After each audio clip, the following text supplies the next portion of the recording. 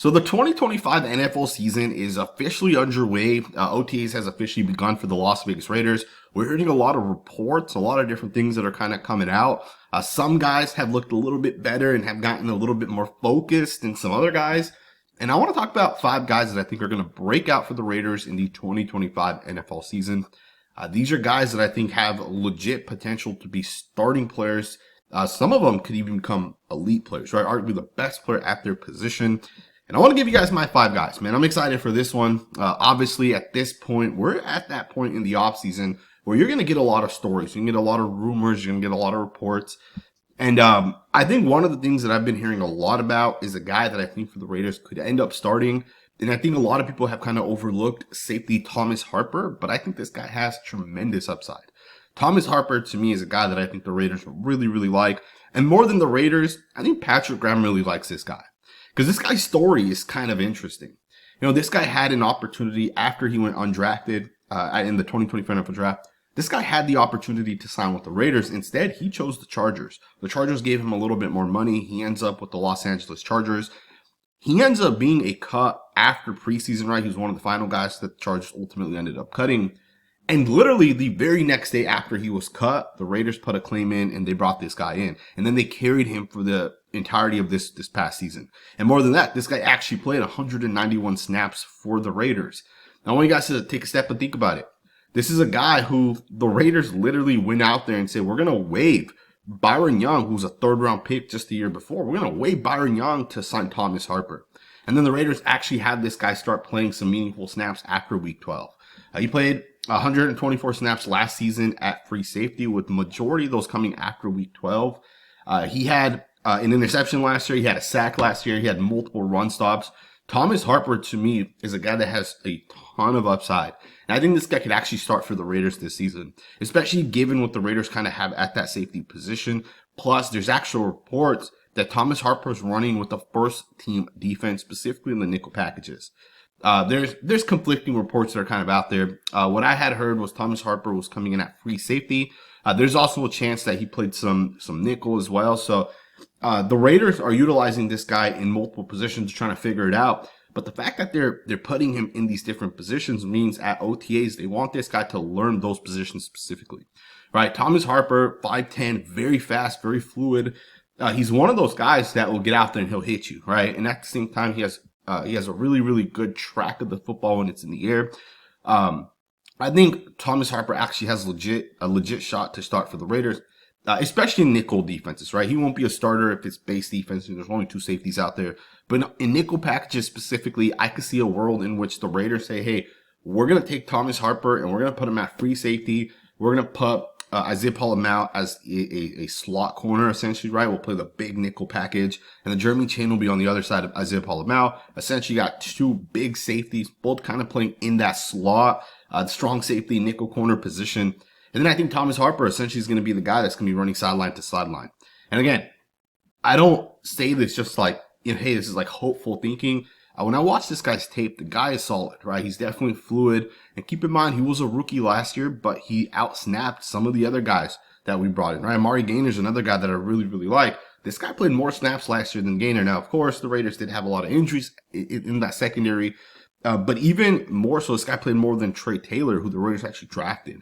This guy played more than MJ Devonshire, another guy the Raiders drafted. In fact, Byron Young was one of the 2 guys the Raiders released to bring in Thomas Harper. Devonshire was the other guy, right? And we drafted Devonshire literally in 2024, right? So that kind of speaks volumes as to what the Raiders feel about Thomas Harper. And I do think there's a good chance Patrick Graham handpicked Thomas Harper, and I think there's also a good chance this guy ends up playing a lot of snaps for the Raiders. And I also want to just kind of throw this out there. You know, there's 2 positions in the NFL that I think, you know, it doesn't really matter where you're drafted. The scheme you're in, right, the coaching that you get will, you know, it'll outproduce, right, more than like where you're drafted essentially, right? For example, you know, if you're a left tackle and you're considered a 1st-round pick, chances are you'll be a good football player. If you're a left tackle drafted in like round 6 or 7, chances are you're really never going to be a good left tackle, or you'll never develop into like an elite player, right? It's rare to get a tackle in the later rounds, but it's not rare to draft linebackers or safeties in the later rounds, or even have UDFAs that end up having success. And I think Thomas Harper is a guy that, for me, I'm going to be keeping a close eye on him. We'll see what ends up happening. Let's go ahead and jump forward. Let's get into the next guy. Now, I've already kind of mentioned this guy a little bit. We got Amari Gainer, who I felt like in his rookie year showed so much potential, so much upside. And I was surprised that this guy only played 12 snaps last season for the Raiders. He played 10 snaps in week 3 against the Panthers. He played 2 snaps later on against the New Orleans Saints, and that's it, man. 12 snaps over the course of last season. Keep in mind, this was not a practice squad guy. Amari Gainer was actually on the Raiders roster. He was active out there, right? And he didn't play a whole lot for the Raiders, which was kind of surprising to me. But I think Gainer's another guy that, like, well outproduced expectations, right? When you're a UDFA, you're coming in as a rookie. The expectations are not for you to come in and be a starter day one. And truth be told, being a UDFA, the expectations are you're not even going to make the roster, right? Most UDFAs don't make active rosters. But with Amari Gainer, not only did he produce in the preseason, this guy had a really, really, really good preseason last year. But I want to see what this guy can do for the Raiders this year. And I think he'll have every opportunity to prove himself, especially given where the Raiders linebacking group is right now. We already cut Amari Burney, who's a 5th round pick, I believe, a couple years back.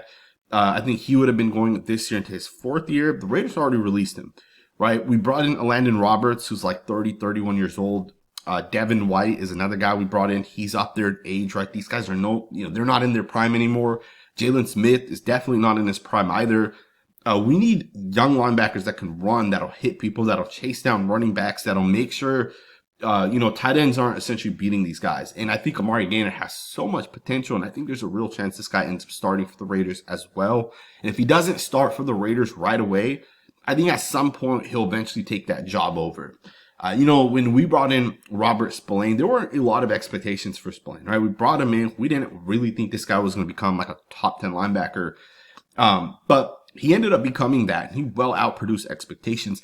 I don't think that's happening with Landon Roberts. Nothing against Roberts. Roberts is much, much, much older. There's not this potential factor. Like that's not really there with Roberts, right? With Robert Spillane, it's different. This guy had upside. This guy came in at like 26, 27 years old, and he well outperformed expectations. Robert Spillane today is younger than Landon Roberts is today, right? So to me, Roberts doesn't have like a huge ceiling. He's kind of the guy that he's going to be. And I think for the Raiders, we need some of our younger guys to step up, and I think Amari Gainer is going to be the breakout player for the Raiders.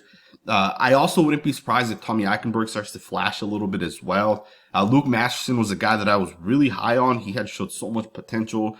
He's never really able to put it together, and the Raiders ended up letting him go, or I should say they didn't re-sign him, right? I'm not sure if he's even signed at this point. He may have signed with another team. But with that, I think Amari Gainer, Tommy Eichenberg are going to have a real chance this year to end up, playing some meaningful snaps. So we'll see what ends up happening. If I'm a betting man, I think Amari Gainer ends up starting with Devin White. I think those are going to be your 2 starting linebackers. Also, don't be surprised if the Raiders play a ton of base defense as well. All right, so don't be surprised if the Raiders come out there in a legit, 2 or 3 linebackers out there. I don't even know if the Raiders are technically considered a 4-man front. If they're a 4-3 or 3-4 defense, I don't really know. I think Patrick Graham has kind of done a lot of different things. I would think we're a 5-man front based off of some of the reports. I had heard that the Raiders have been utilizing Maxx and Tyree out there as the edge guys, and they've had 3 defensive linemen in the base defense right now. So that tells you it'd be a 3-4 defense, right? Or 3-4 look. But even then, I could still see the Raiders ending up, putting Amari Gainer on the line of scrimmage, which he did a lot last year. If you guys remember, the guy played on the line of scrimmage multiple times last year. I think for the Raiders, this is a guy that has upside. He has potential, and we'll see what he can kind of develop into. Let's talk a little bit about the next player that I think is going to break out. And this guy's already broken out, right? We already know Jackson Powers-Johnson is basically a superstar caliber player, right? But when I say I think Jackson Powers-Johnson breaks out for the Raiders this year, what I see for Powers-Johnson is I see a guy that in the NFL people are going to say, right? Like generally speaking, NFL fans are going to say that, hey, we agree that Jackson Powers-Johnson is the best center in the NFL. And I don't say this lightly. I truly think Jackson Powers-Johnson is the best center in the NFL. And I don't even think it's that he's going to become that. I think he already is that. Right, when you watch this guy's tape at the center position last season, it was absolutely special. And I'm also not surprised that we started having more success as the season kind of, went along, because Powers-Johnson also ended up kind of playing that center position.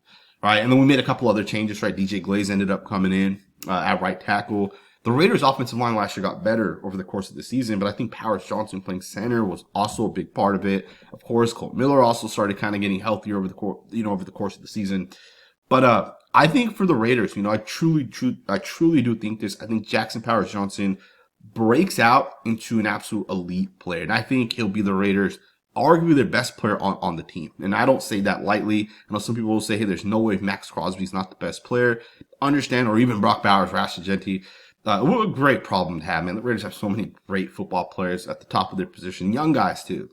But I think Jackson Powers Johnson becomes that guy that I think could be the best player for the Raiders. The tape is just different. You guys know this. I watch a lot of offensive line tape. I watch, the Jets offensive line. I'll watch the Bears offensive line. I'll watch the Cowboys, and I'll watch other teams' offensive lines.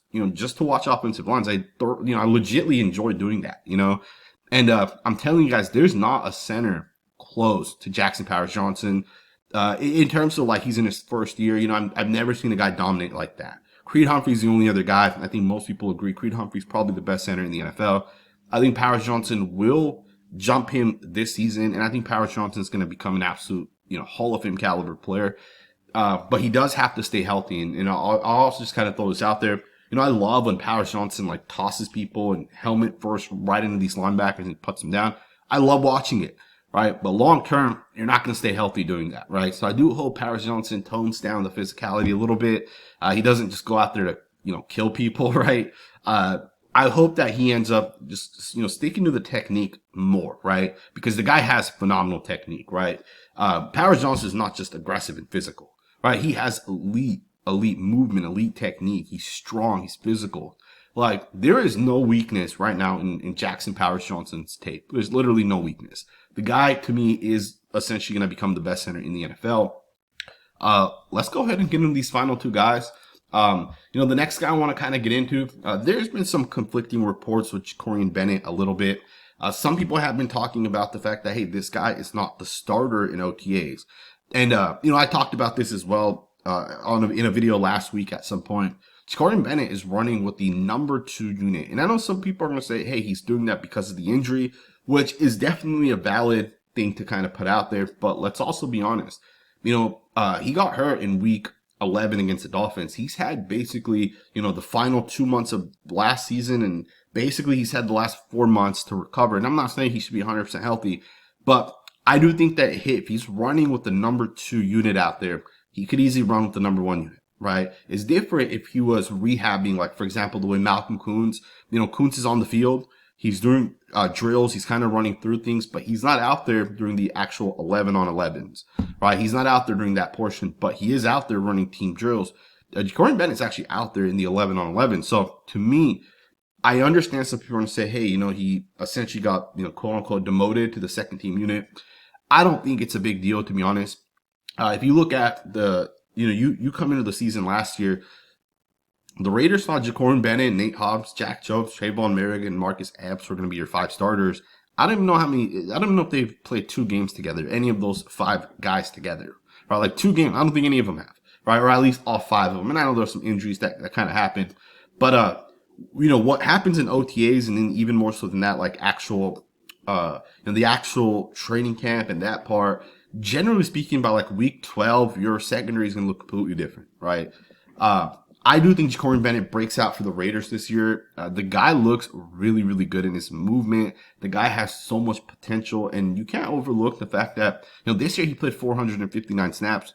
And then even last year, right, when he came in as a rookie, there were early reports that the Raiders had Jakorian Bennett starting at that right cornerback position. And then the report out of that is that, hey, this guy just wasn't 100% caught up to the speed. There were some coaching elements that he wasn't 100% comfortable with. So come week 1, the Raiders ended up replacing Bennett and having Amari Robertson start for the Raiders. But Robertson was bad in 2023 for the Raiders. And at some point, he ends up getting benched as well. And Jakorian Bennett kind of takes back over. Jakorian Bennett essentially took over the starting job at some point, right, in his rookie year. He played 361 snaps. Last year, he played 459 snaps. He does have to stay healthy as we kind of go forward. And if he is able to stay healthy, I think he breaks out for the Raiders this year. I understand people are going to say, hey, do you think, right now, like guys like Eric Stokes or Cameron Richardson or even Darren Porter, do you think these guys have the upper hand on Jakorian Bennett, especially given that there's like a new scheming system kind of coming in with Pete Carroll? I'm going to say no, right? I think Jakorian Bennett still has the upper hand on these guys. And again, it's so early on. It's just a matter of time until Jakorian Bennett gets that opportunity, right? And I do truly think that this guy's going to be a really, really, really good football player. The tape doesn't lie, right? And, I'm not great at evaluating corners, but I can tell you that Jakorian Bennett has something to his tape, right? The guy has potential. He has upside. And I also think Patrick Graham's scheme is very, very solid. And Jakorian Bennett, he's a 4th round pick. He was legitly handpicked by Patrick Graham. So we'll see what ends up happening. He's a guy that I think can break out. Final guy coming up. This might be somewhat of a hot, I don't even know if that's the right words, but some people might say, hey, there's just no way Sincere McCormick breaks out for the Raiders, especially given that they brought in Ashton Jeanty, Raheem Mostert's another guy that they brought in. There's just no way Sincere McCormick can break out for the Raiders, and I'm going to disagree with that a little bit. Not that I think Sincere McCormick's going to take Ashton Jeanty's job. That's not happening, right? But when I look at Sincere McCormick, specifically when you look at when he got that opportunity in the 3 weeks before he ended up getting hurt, right? He did get hurt, so that's going to be a part of him obviously being able to have success this year. But you look at the 3 games where he was not hurt, the guy averaged 6.6, 5.3, 5.2 yards per attempt. That was essentially on 32 rushing attempts, right? This guy had 175 yards on 32 rushing attempts. That's not by mistake. There is potential in Sincere McCormick. Now, again, he has to be healthy. But I think if he is healthy, I think he comes in for the Raiders and actually produces. In fact, I think there's a real chance Sincere McCormick actually ends up being the number 2 running back for the Raiders, and Raheem Mostert ends up getting replaced, right? Not replaced. He'll still be on the roster. He'll still have, 4 touches a game or whatever it is. But I think McCormick, at any point when Ashton Jeanty comes off the field, I think McCormick's the guy that you kind of want out there, right? Again, Raheem Mostert's up there in age. Generally speaking, running backs don't have success at that age, right? And in my opinion, I think Sincere McCormick is still young, right? He's 24 years old. He has actually shown, that he can potentially have success. And I think confidence is another thing for a guy like McCormick. And he showed it, right, against the Chiefs. 12 carries, 64 yards. 15 carries against the Bucks for 78 yards. McCormick actually showed some potential and some upside. And again, health will obviously be the big part of it, but you also can't overlook the fact that this guy had 8 broken tackles last season, right? Usually if a running back breaks tackles, you can kind of take that stat, and that usually translates into being a good football player, right? If you can make people miss in the open field, our general manager, John Spytek, talked about this multiple times. If you're a running back and you can make that first guy miss out in the open field, you're going to have success as a running back. And McCormick has kind of shown that, right? He had 8 broken tackles last season. That was on 39 attempts. So it's a fairly high rate, right? And again, this guy's never really had a true opportunity, and he won't really have that even this year. But I think if his role is set in stone, I think he can have success. And I think this year his role will be set in stone, right? I think Chip Kelly knows how to utilize these guys. And again, we have a lot of playmakers on offense. I think McCormick's a guy that's proven himself a little bit last year, and I think this year he'll really, really, really be able to have success. We'll see what ends up happening, man. There's my 5 breakout players. I thought about going a couple different routes. I think Trey Tucker's a guy that I thought about putting in here. DJ Glaze was a guy that I thought about putting in here. But, I think, I'm not 100% sold that Trey Tucker is going to be the future for the Raiders, especially given they went out there and drafted multiple wide receivers, right? 2 wide receivers that they essentially drafted, another running back that they drafted. They've signed a couple of playmakers as well. I'm not 100% sure if the Raiders are invested in Trey Tucker, at least this regime. At the same time, with DJ Glaze, you go out there and draft an offensive tackle that actually has a ton of upside. I'm not 100% sure if they're sold on DJ Glaze either. I'm not personally sold on DJ Glaze. You guys know how I feel about it, but I do think he has potential. So we'll see if he can actually develop. There were some defensive guys I thought about throwing in here as well. Darnay Holmes is a guy that could potentially start for the Raiders as well this year. I almost threw him in there, but I didn't want to put 3 secondary players in there. The thing we got to realize is our secondary this season is going to be different than last season. All right, 4 of the 5 starters in nickel defense this year will probably be different than last year, right? So again, I think for the Raiders, it's going to be a very, very interesting year. We're going to see guys really take that next step. And again, Patrick Graham's been with some of these guys for multiple years at this point, right? So if these guys are ever going to develop and be good, this is the time for that to happen, right? Let me know what you guys think, man. Who are some guys you think could break out this year? You might be a little bit higher than I am. Let me know in the comments below. Love to hear your guys' thoughts. Let me know what you guys think. Thumbs up, subscribe, and I'll see you guys next time with another video.